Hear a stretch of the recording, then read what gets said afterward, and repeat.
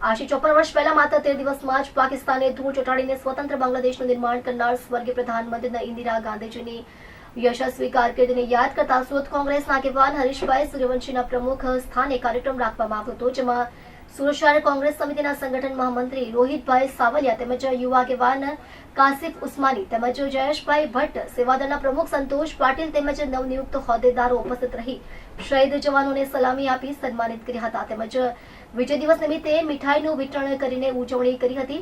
1971માં માત્ર 13 દિવસમાં પાકિસ્તાન બે ટુકડા કરીને કોંગ્રેસે વિશ્વને સશક્ત રાષ્ટ્રનો સંદેશ પાઠવ્યો હતો। ઈસવીસન 1971ની 3 ડિસેમ્બરે પાકિસ્તાને ઓપરેશન ચંગેઝ ખાને લોન્ચ કર્યું હતું।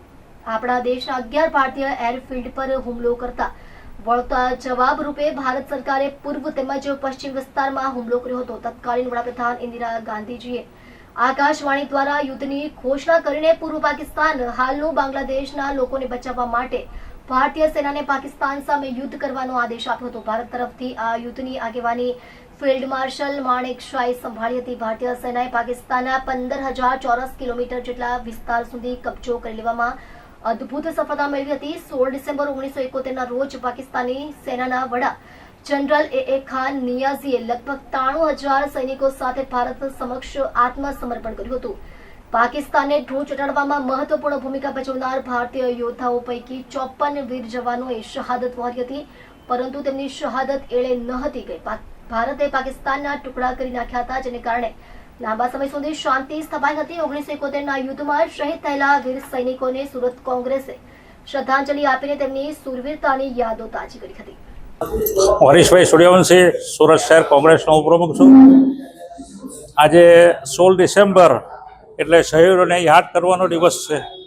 આજે આપણા ભારત દેશના અંદર 3 ડિસેમ્બર 1971માં સ્વ પ્રધાનમંત્રી ઇન્દિરા ગાંધીજીએ એક રણસિંગો ફૂંકેલો દેશ માટે અને કીધું યુદ્ધ એ જ કલ્યાણ, એટલે પાકિસ્તાન સાથે યુદ્ધ કર્યું અને પાકિસ્તાન 16 ડિસેમ્બરે પરાજિત થઈને ભારતના આપણા વડાપ્રધાનની સામે ઘૂંટણે પડ્યું અને ઇન્દિરાજીએ પાકિસ્તાનના જે બે ટુકડા કરીને બાંગ્લાદેશને આઝાદી અપાવી, એ સૌથી મોટી લોકશાહી અને સૌથી મોટી પ્રક્રિયા જે ઇન્દિરા ગાંધીજીએ ત્યાગની ભાવનાથી કરી બતાવી, પણ એમને કોઈ પણ આશ્રય કે કોઈ પણ જાતનો ભાવ રાખ્યો નથી। તે સમયે જે આપણા દેશના અંદરના જે શહીદો થઈ ગયા લોકો, દેશની ભક્તિમાં જે શહીદો થઈ ગયા છે, તેને યાદ કરવાનો દિવસ છે। જ્યારે બી એમની વર્ષી આવે છે ત્યારે કોંગ્રેસ પાર્ટી દેશના જે શહીદો થયા છે તો તે લોકોના માટે માન સન્માનપૂર્વક તેઓને બિરદાવે છે। આજે દુઃખ સાથે કહેવું પડે છે કે સ્વ ઇન્દિરા ગાંધીજીએ દેશ માટે બલિદાન આપ્યું, રાજીવ ગાંધીજીએ દેશ માટે બલિદાન આપ્યું, આજે મહાત્મા ગાંધીજીએ દેશ માટે બલિદાન આપ્યું। આ બધા કોંગ્રેસ પાર્ટીના આગેવાન હતા। આજે એ લોકોએ ત્યાગ જ કર્યો છે દેશ માટે। તેઓએ પોતાનું કરવા માટેનો સંકલ્પ નથી કર્યો, પણ માત્ર ને માત્ર દેશની આઝાદી અને દેશની જે લોકશાહીના માટે, દેશની એકતા અને લોકશાહી બચાવવા માટે જે તેઓએ જે કુરબાની આપી છે, તે આજે પણ કોંગ્રેસ પાર્ટીના જે આગેવાનો અને કોંગ્રેસ પાર્ટીના જે લીડરો છે તે કામ કરતા એવા છે અને કરતા રહેશે।